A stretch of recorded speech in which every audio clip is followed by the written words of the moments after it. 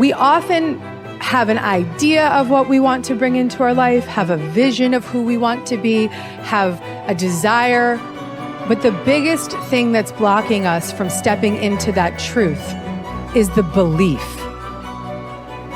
Now, if these negative beliefs are very strong in you, then how can you possibly create a loving, joyous, prosperous, healthy life? Somehow your subconscious beliefs would always be contradicting you and making sure you do not obtain your goals.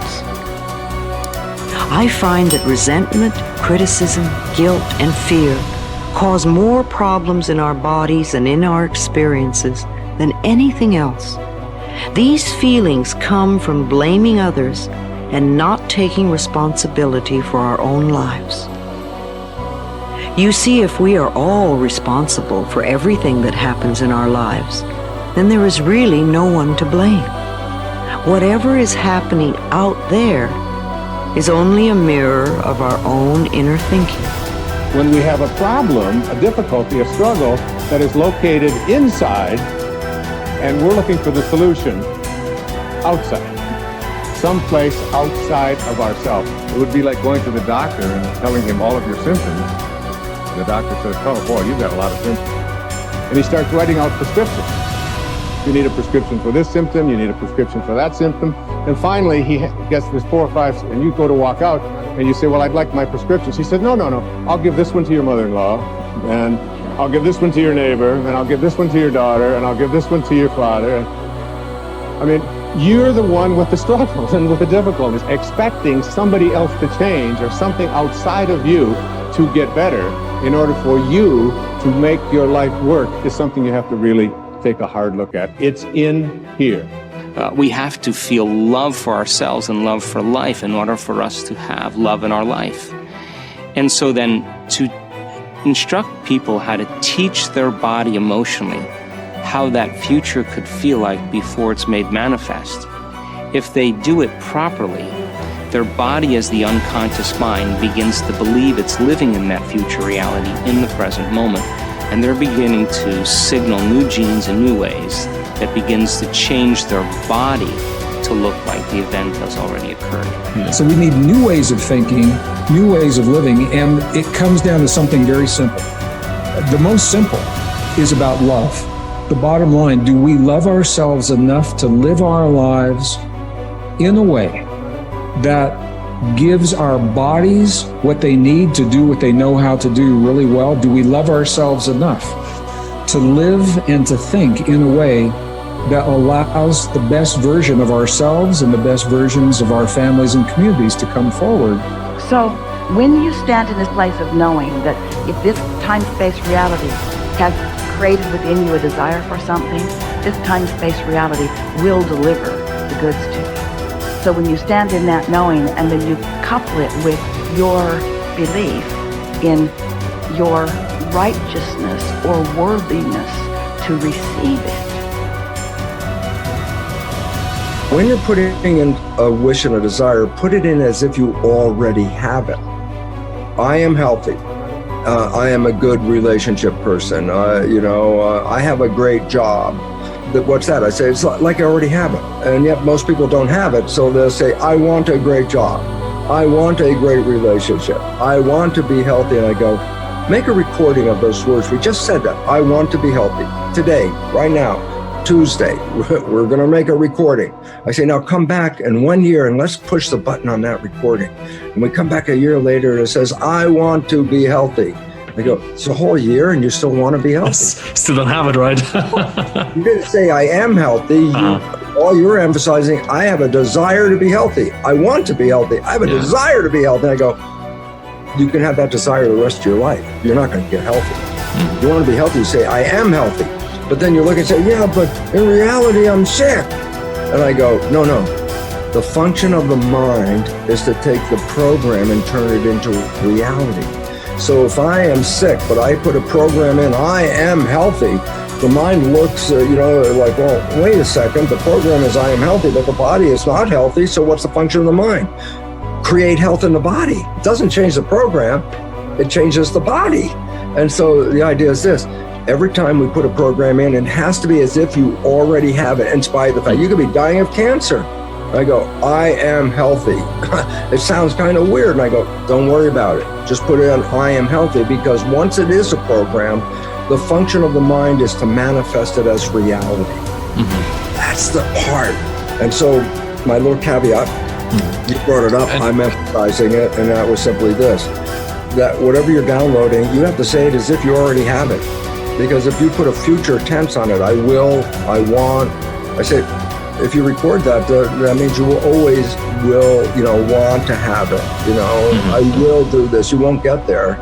So I just wanted to bring that in, because if we're making a program, then you must make sure it says as if you already have it, in spite of the fact you don't. Top people look for the good in every situation. They know that it is always there. No matter how many reversals and setbacks they experience, they expect to get something good out of everything that happens to them. They believe that every setback is part of a great plan that is moving them inexorably toward achieving the great success that is inevitable for them. If your beliefs are positive enough, you will seek the valuable lesson in every setback or difficulty. You will confidently believe that there are many things that you have to learn on the road to achieving and keeping your ultimate success. You therefore look upon every problem as a learning experience. Napoleon Hill wrote, "Within every difficulty or obstacle, there is the seed of an equal or greater advantage or benefit." With this kind of an attitude, you benefit from everything that happens to you, positive or negative, as you move upward and onward toward achieving your major definite purpose.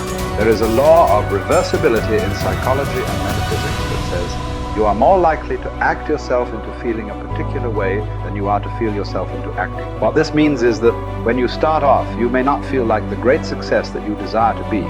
You will not have the self-confidence that comes from a record of successful achievement. You will often doubt your own abilities and fear failure.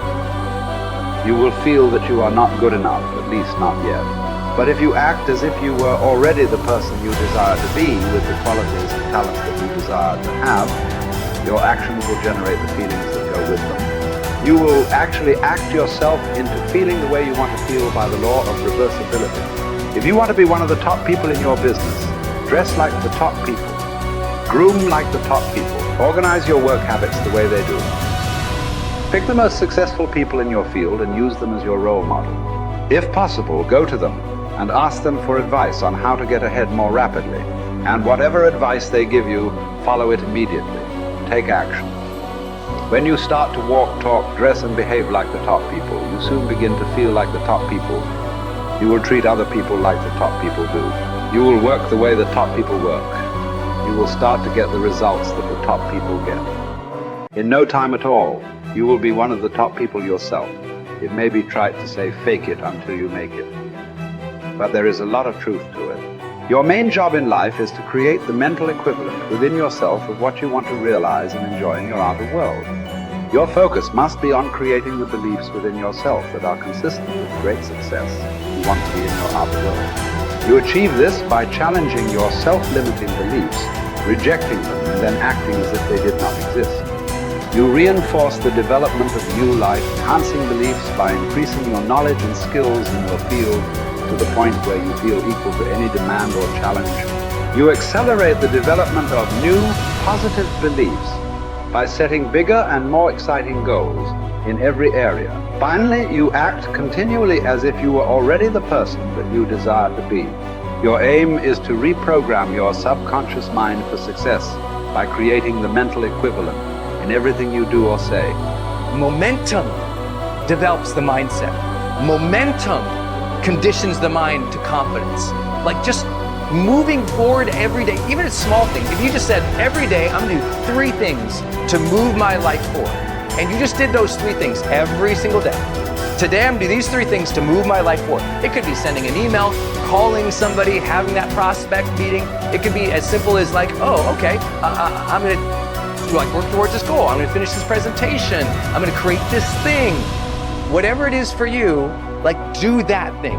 Maybe it's like, oh, today I'm gonna work out today. Great, you worked out. Your mind goes, I said I was gonna work out, I worked out. I developed a little more confidence because you were congruent with your intentions. See, action is what makes us congruent with our intentions, right? That old thing you've heard me say, if you've been studying my work for a long time, intention without initiative is just sorry hopes. It really is. Intention without initiative is just sorry hope. You have to apply yourself again. And I know you already know this. Listen, a lot of people watching this, you're already a confident person. Okay, what's the next level of action that will raise you up to the next level of success? What's the next level of action and bold decision making that will change your life? I know you might already be a confident person, so what's your next level of action? Well, Brendan, I already feel confident going up and talking to a person. Great, now go up and talk to 4 people. Good job. Okay, well, Brendan, I already feel good, trying to put out this message. Great, do it again, be more vulnerable. Oh, Brendan, I already feel good, I started the business and I built to this. Great, double the business, let's see you do it. So when you challenge yourself to take actions that are a little bit outside your pay grade, a little bit outside your comfort zone, and you actually follow through, congruence comes in and you go, I set that intention, it was hard, I took the challenge, and I made it happen. That's it. That's really, truly it.